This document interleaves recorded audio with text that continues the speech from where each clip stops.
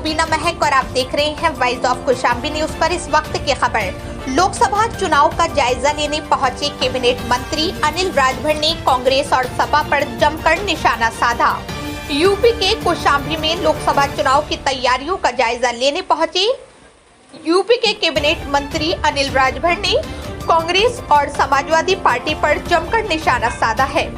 राहुल गांधी ने social media site x पर tweet करते हुए लिखा कि नरेंद्र मोदी मैच फिक्सिंग से चुनाव जीतकर संविधान बदलना चाहते हैं और प्लेयर खरीदकर कैप्टन को डराकर अंपायर पर दबाव डालकर ईवीएम के दम पर 400 पार का नारा लगा रहे हैं, जबकि हकीकत में सब मिलाकर भी वो 180 पार करने की हालत में नहीं है। इस ट्वीट पर कैबिनेट मंत्री अनिल राजभर ने कहा कि मुझे लगता है कि राहुल गांधी को दूसरा कोई बहाना खोजना चाहिए।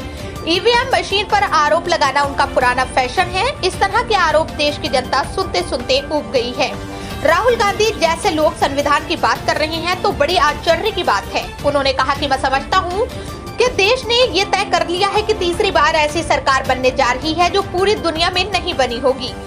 वहीं प्रियंका गांधी के भगवान श्री राम के आदर्शों पर दिए गए बयान पर पलटवार करते हुए उन्होंने कहा कि प्रियंका गांधी इस तरह की बात करती रहती हैं। मोदी जी के सरकार के पुरुषार्थ का परिणाम है कि जो लोग कभी भगवान श्री राम के आदर्श तत्व को ही नकारा करते थे, आज वो लोग भी भगवान राम को याद कर रहे हैं, उनके जीवन पर प्रकाश डाल रहे हैं।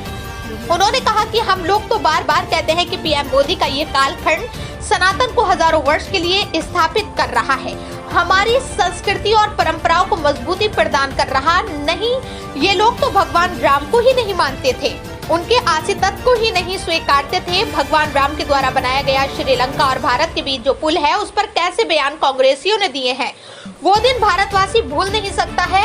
अखिलेश यादव के द्वारा सोशल मीडिया साइट एक्स पर राष्ट्रपति द्रौपदी मुर्मू की तस्वीर शेयर करते हुए देश के प्रथम नागरिक महामहिम राष्ट्रपति जी का मान सम्मान सर्वप्रथम और सर्वोपरि होना चाहिए के बयान पर अनिल राजभर ने कहा कि छोटी छोटी बात के अलावा और कोई मुद्दा इनके पास है ही नहीं।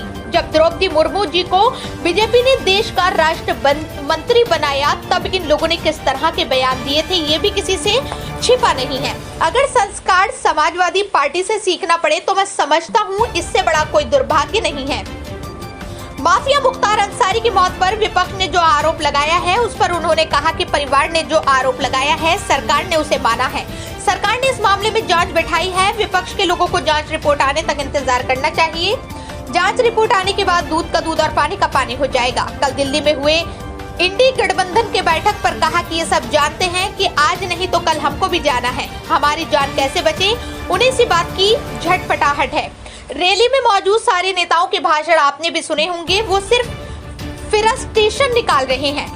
जो देश की संपत्ति को लूटकर बेचारा बनने का नाटक करेगा और सरकार और एजेंसियां आपको छोड़ देंगी तो ऐसा नहीं होगा। मोदी जी के कालखंड में एजेंसियां पूरी तरह से स्वतंत्र हैं और वो निष्पक्ष तरीके से अपनी कार्यवाही को आगे बढ़ा रही हैं।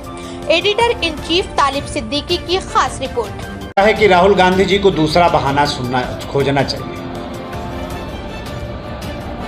ईवीएम मशीन पर आरोप लगाना उनका पुराना फैशन है और इस तरह के आरोप को देश सुनते सुनते ऊब गया है। कोई और दूसरा बहाना खोजना चाहिए उनको।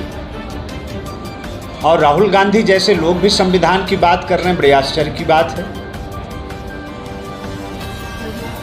कहीं कोई स्वीकार्यता नहीं है और ऐसे बयानों की ना ही कोई प्रासंगिकता है। मैं समझता हूं कि देश ने तय कर लिया है,